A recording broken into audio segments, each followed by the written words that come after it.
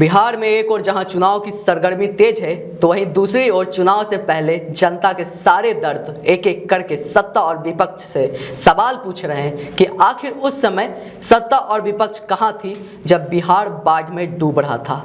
वो उस वक्त कहाँ थे जब बिहार के लोग लॉकडाउन में बाहर फंसे हुए थे, या फिर सैकड़ों मील पैदल चलकर अपने घर वापस आ रहे थे। वो उस समय कहाँ थे जब उनके पास खाने तक के पैसे नहीं थे।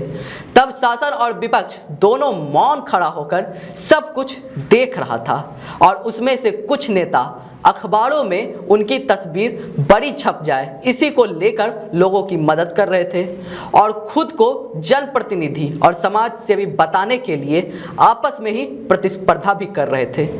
अगर पिछले कुछ दिनों की बात की जाए तो सत्ताधारी सरकार की ओर से 93,000 करोड़ तक की योजनाओं का शिलान्यास हो चुका है। यानी कि यूं कहें कि फिर से जनता को लुभाने के लिए हथकंडे अपनाए जा रहे हैं। और वहीं दूसरी ओर विपक्ष ये दावा कर रही है कि अगर उनकी सरकार सत्ता में आती है तो परिवर्तन पर परिवर्तन करते जाएंगे, यानी कि चमत्कार कर देंगे।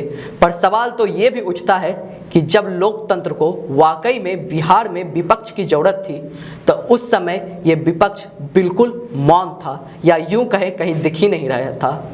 और आज जब इलेक्शन आया है तो हर कोई अपनी खिचड़ी पकाना चाह रहा है, और उसमें से भी बड़ा सवाल ये है कि इस राजनीति में पिसता कौन है। और उसका जवाब ये है कि इसमें पिसती है बस देश और प्रदेश की जनता, जो जात धर्म समुदाय क्षेत्र के नाम पर वोट दे देती है और विकास नहीं होता तो सत्ता को कोसती है।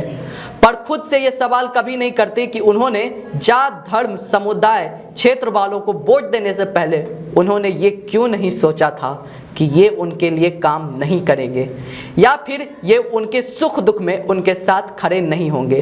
उस समय तो वो जात धर्म समुदाय के नाम पर वोट दे देते हैं और जब विकास नहीं होता तो फिर सत्ता को कोसते हैं।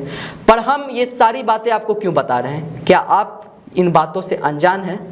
नहीं, आप ये सारी बातें पहले से जानते हैं। फिर भी आपको जागरूक करना हमारा कर्तव्य है और ये कर्तव्य आपको भी पालन करना है, एक जागरूक मतदाता बनकर। इस बार आप ठान लीजिए कि आप बिहार में वोट उन्हीं को देंगे जिन्होंने आपके लिए काम किया है।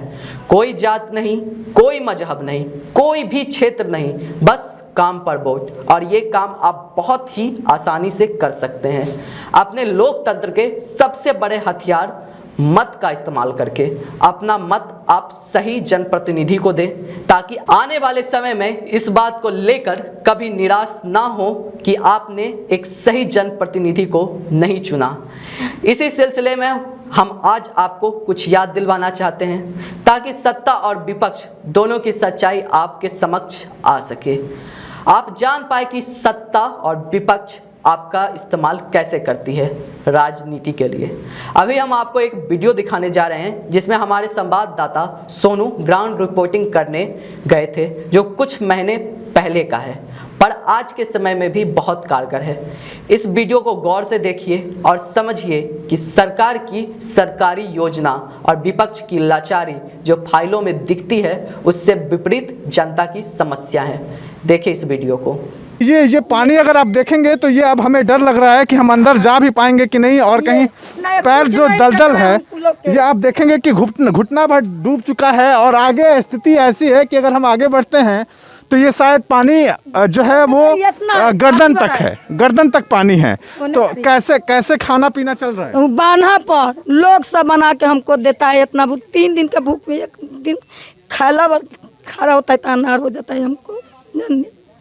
इतना खाला पर बहुत सुधार हमको नहीं मिलता है। और नेताजी नहीं सुन रहे हैं? कोई ना। अब बोलता है तो कहता है मुखिया वाद वाले तुम तो बहुत बोल रहे हैं बोलू।